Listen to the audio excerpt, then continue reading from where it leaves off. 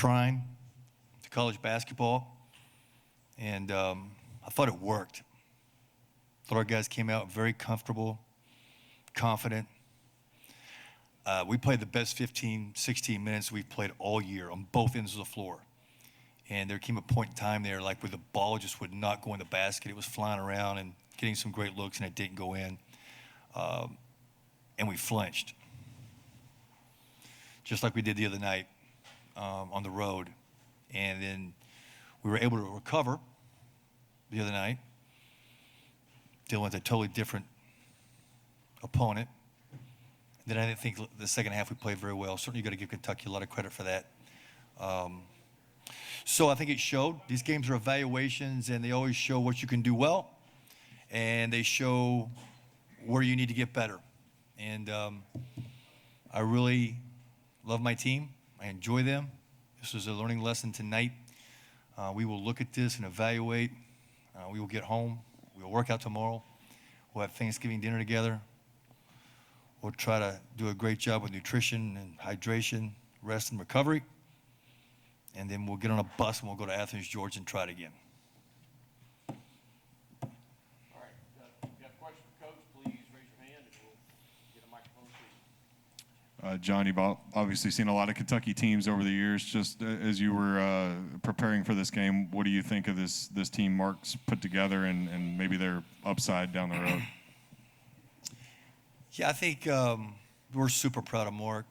I can't tell you how it feels to have one of our own here. And that is certainly, I love our past and appreciative. It's respected and revered. But to have a national championship guy in that seat, somebody that understands the respect that this place deserves. And this is a place that still respects the past. So much so that hopefully it inspires the future. I was one of those guys. I watched guys do it so well that I wanted to do that someday. So I am so happy that he's here. The team is deep. The team is skilled. I think they got a tremendous upside. They will not be the same team 30 days from now, 60 days from now. They're going to continue to get better and better and better. I think they can play different ways. Clearly, they're still trying to find themselves. Tonight, they didn't have one of their toughest guys out there.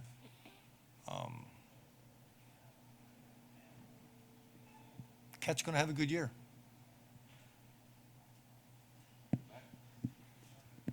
Oh, just what did it mean to have some of your other unforgettables out here supporting you?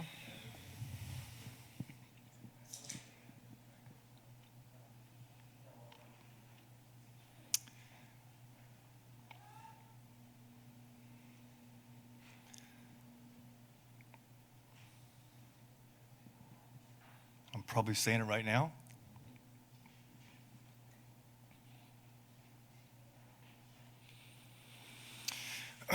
You know,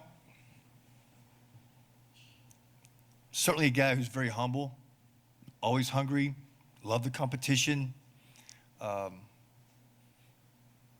It's all about my team. It's about those guys. I love them. They are in the gym early and they're in the gym late. I respect that. They love the game the way I love the game. They don't like the game like I like ice cream. I think ice cream's fantastic, but I couldn't tell you the last time I had it. So when somebody says they want to be really good at basketball, and I don't see you in the gym, I got a problem with that. So I really respect our assistant coaches for understanding with me what works, because I'm still a very young man, but 15 years doesn't seem like a very long time to me. And if I'm going to do this, I want to do it with people that are like-minded. So tonight was about our guys and what we could do to get better. That's coach speak. The reality of it, those guys,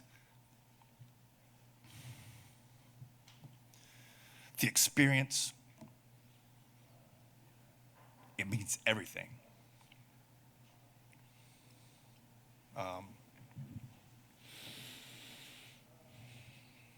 So when this whole thing started, I was back here with Reed Shepard and doing something for him, and Jeff and Mark showed up and said, "You want to play?" And I said, "Absolutely not." I went home to my point guard, who points everything I do wrong. "You're playing the game." I said, "I'm not playing the game." Called Darren, called Woody. They said, "You need to get back up here." I said, "Well, I got to find an excuse to go play the game." And obviously, where we are, we have to play some of these games and everything. I've got such a relationship with this place, this building. It's like, I was thinking about it because I told everybody I got a 41-year relationship, and I lied. I don't like to lie. Because when I was running today on the golf course at the Marriott Griffin Gate, my relationship started before that. My family didn't go to the beach. My family didn't go to Disney World. We went to the state tournament. And I had to save my quarters if I wanted to play the arcade games. That's when my relationship started here. Watching Troy McCanley. Watching all these guys have success in the state tournament. I wanted to be a part of that so bad. And I had a chance to do it. Then I had a chance to play here. Then I had a chance to be an assistant coach. I had a chance to be a head coach here now on 3 occasions. It's not just another place. And those guys that I spent time with, doesn't matter how often or how little we talk. It's a very emotional thing. And coming back here, because I'm still in leadership, I often don't stop and think about it when I get in the building. Certainly the ride up, when we leave, when I get a chance to be alone and meditate and think things flood back at me, sometimes in an interview, maybe like I'm doing right now, because I've still got work to do. I'm not done yet. There's things I still want to accomplish. But it's just a different feeling as being a kid from the state with what we went through, how hard it was, and what we accomplished. People ask me all the time about our team and how you feel about it, why you think Kentucky's so special. I'll tell you why. I'll try to say this the correct way. If I told you guys you could come and play at the University of Kentucky, the winningest program in the history of the game, you could play for a Hall of Fame coach, you'd go to the NCAA tournament year in, year out, and compete for a national championship, everybody would sign up for that. So did we. What if I changed this question? And I said, you can come to the University of Kentucky, where nobody thinks you can play there. They don't think you belong. Your coach is going to get fired. You're going to go on probation. And you're not going to be able to compete in the NCAA tournament. And it's going to be like the worst time ever. Like the Roman Empire has fallen, and the enemy is at the gate. And boy, were they cocky and confident. Everybody said it. They were unashamedly saying, well, this is the year we beat Kentucky twice. We're gonna beat them, and they don't sweep us. Those guys that you mentioned, my teammates, they're a different breed of cat. Some might even say unforgettable. All I know is they signed up in the best of times, and they stayed in the worst of times. It's really hard to put into words because most of it are feelings and experience. But we'll never give up on the University of Kentucky. We'll never quit. We'll never turn our back on this program. And that's why it's the winningest program in the history of the game. John, if you could walk into this building at night, be the only person in the whole building, what would be the first memory that you think would come to mind?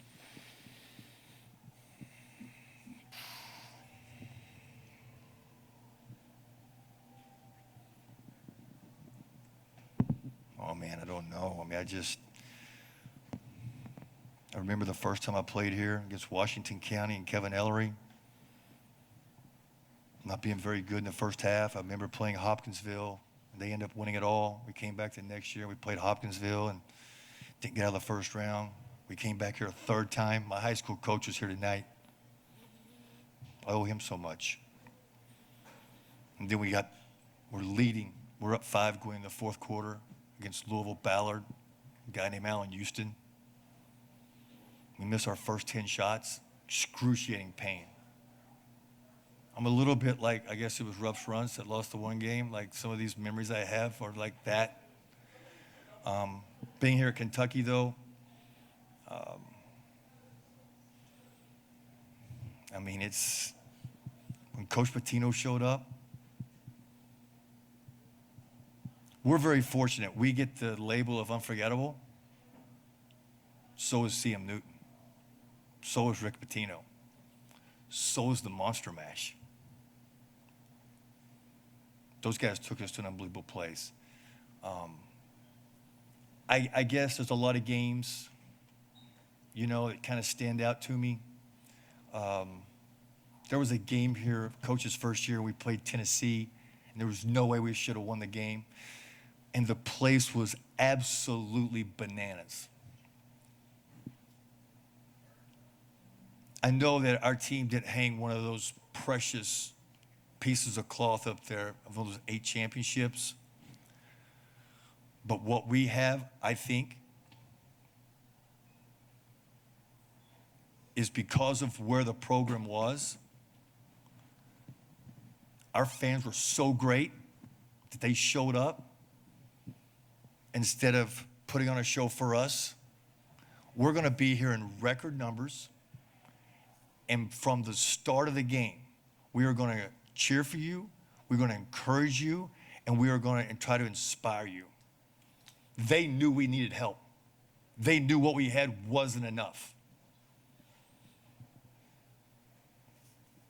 My 2 years prior to that, it was not the same. Those last 3 years, I think that stuff is kind of what would flood my mind, because no matter where we went, it wasn't just Rupp Arena. Our fans show up and show out everywhere. They find their way into a building. People change their ticket policies so that Kentucky fans can't get a ticket. Probably just a tremendous amount of respect and humility that's the fact my jersey's still up there. I tried to tell my players, they kind of said, look at it, Coach, what do you think about that? I said, listen, I'm just glad it's still up there. If they take it down tomorrow, I'll understand. It's been a great run. I look around that jersey at how many great ones are up there. The real 34, Kenny Walker? Are you kidding me?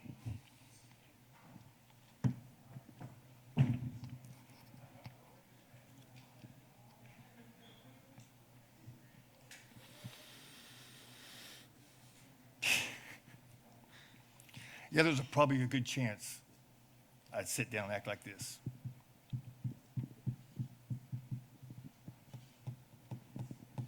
Hey, John, kind of want to piggyback off some of those thoughts about the fans and your experience here. Your guys played their hearts out in 25-25 with about 7 minutes to go in the first half. And that lineup that Mark had on the floor had guys kind of diving on the floor, defending, running, things that you probably recognized or could relate to. Did you kind of have a sense then when the fans got into it that this game was turning at that point? Yeah, the zone worked really well for us, and they were forced to kind of play some different lineups. And the second half, he made some great adjustments. He's a great coach, and their personnel, they played much better in the second half, and some of those things just changed the game. And when you get out of position for a second against a team like this with that talent, they make you pay. And then the one thing I do know, because I've experienced it so many times, when Sean Woods would actually pass me the ball and we would make a three, and then Darren would make one, and then Richie would make one, the building gets really hot. And it kind of snowballs. And then maybe he'll even bank in a little runner down to the left-hand side of the floor. So, yeah, it got a little bit crazy there, and some of those shots were spectacular. Couple more, Mark and Daryl. John, I know you were coaching against Kentucky tonight, but as a pretty good small forward from Eastern Kentucky, was it sort of fitting that Trent Noah, a small forward from Eastern Kentucky, probably played his best game of the year with you in the building? I'm not impressed.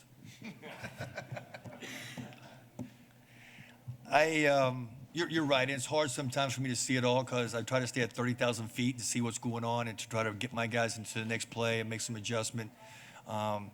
But it looks like he's trying to take a step. It looks like he's trying to take advantage of his opportunity. And the thing I would tell him and tell all those guys, you can do it. Question is, how bad do you want it? What are you willing to give up to get it?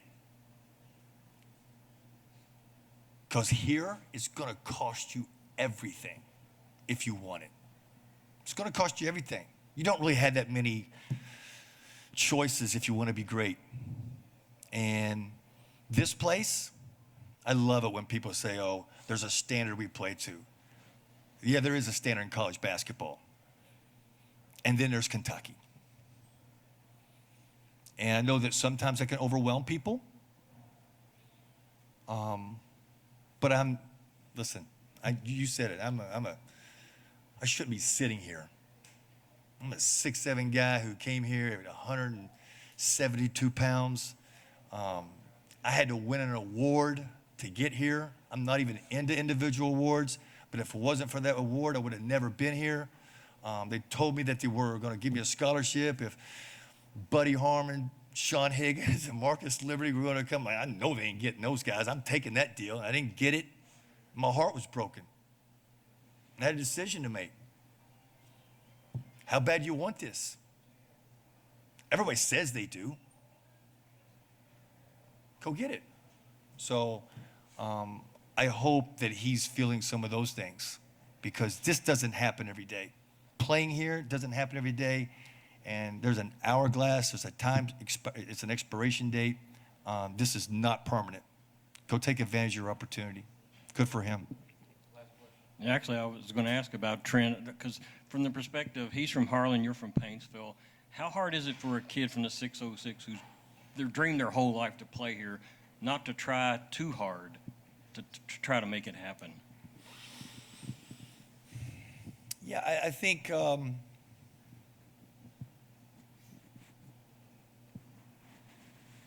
it's just different back there.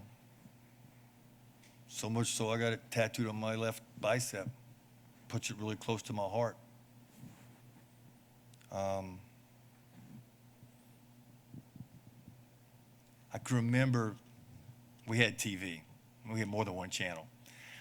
But if Kentucky played at 1 o'clock on a Saturday at Auburn against Charles Barkley, Chuck Person, Chris Morris, and you had Dickie Bill and Dinner Bell Mel and Charlie Hurt, we were all watching it.